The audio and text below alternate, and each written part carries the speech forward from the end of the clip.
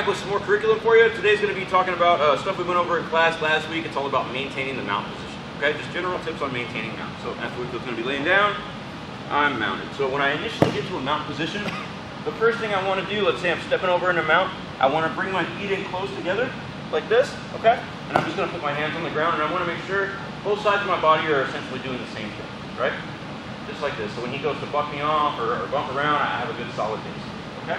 When we're going to start to control him now, in general, when I'm trying to just control him, I'm going to be over the hips, over here, and messing with his legs. When I want to go to submit, I'm going to be higher up in a higher mount. We'll talk about that later. So the first thing we're going to do to get into a good position to control, I want to cross face. I'm going to hug his head, and I want to drive his face this way, okay? That way I know that he can only bridge in one direction now. So if he goes to bridge, it has to be this way. I know what's going to happen, right? His body can only turn in the direction that I'm letting it, right? If I turn his face this way, his head doesn't go that way. The rest of his body doesn't go that way, okay? So, strong cross face. I will either grab the material of the shoulder here, or if I can, grab the armpit here, okay? That sucks a little bit harder. The next thing I want to look to do is isolate an arm, okay? Because we are going to climb up and eventually get up higher. So here, I can bring my hand under his elbow, just like this, and I can walk my fingers up the mat, like so, okay? And just maintain my underhook right here, maintain a cross face under this arm. See that? Arm came up, I'm holding it, and I'm just hugging him, okay? I can maintain the cross face this way, I can hug it. There are numerous ways to do this, right?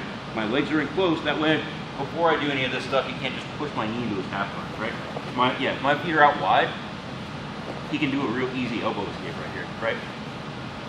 If my feet are in close, toes to toes, it's really hard for him to do that. Not to mention I'm cross-facing, I'm getting this arm up, right? I'm blocking this. Now for him to bridge, for him to do anything, it's going to be a lot more difficult, okay? So that's just basic mount maintenance from that position. Some more tricks that we can do. So let's talk about my feet. Let's turn this way. So if you'll notice, another thing I can do, if he goes to bridge, is I can do what's called a grapevine. I'm putting my feet just like this. I'm hooking my insteps around the insides of his legs, and from here I can extend my hips out and drive my hips into his, so when he goes to bridge, even with no hands, it makes it really hard for him to do anything, right? I can also kind of threaten his neck from this position. Another thing I can do is I can get a single grapevine. So let's say he's bridging this way, I grapevine this leg, and that kind of sticks to the ground there, okay? I can't hold this forever. All he's got to do is kick his leg out, he's going to get out, but I can do that whenever I feel him about to bridge, okay? Go back this way. Another thing, if let's say if I'm here, doesn't matter what position I'm in, if I haven't gotten a high mount yet, maybe I've just gotten my cross face. If I feel at any time he's trying to just push my knee into his half guard like that, I'm just going to pick that up, okay? And replace. I'm going to use that as my opportunity to climb higher. He, in general, does not want me to climb higher up in the mount, right? The reason for that is if his elbows come up and I get up under his elbows and he goes to bridge me now, his bridge doesn't affect me because I'm no longer over his hips, okay? He needs to maintain this position with his elbows down in front of my knees. Now, if he bridges me, it moves me, okay? And now he has a strong position to elbow escape, all right?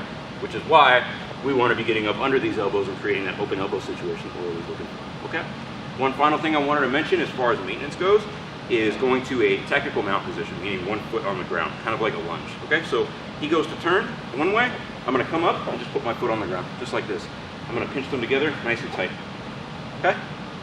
He goes back down, he can turn this way, same thing. I come up on my foot, pinch together nice and close, okay? From here I can attack, I can take the back, whatever I want to do, okay? Again, on this side, he goes there, I'm already in this position. You can see everything's nice and close. He brought his elbow far past my center line, so you can see from right here, I have an easy back fade anytime he does that. Okay?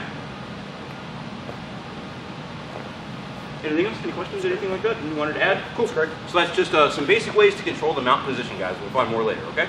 Thanks again.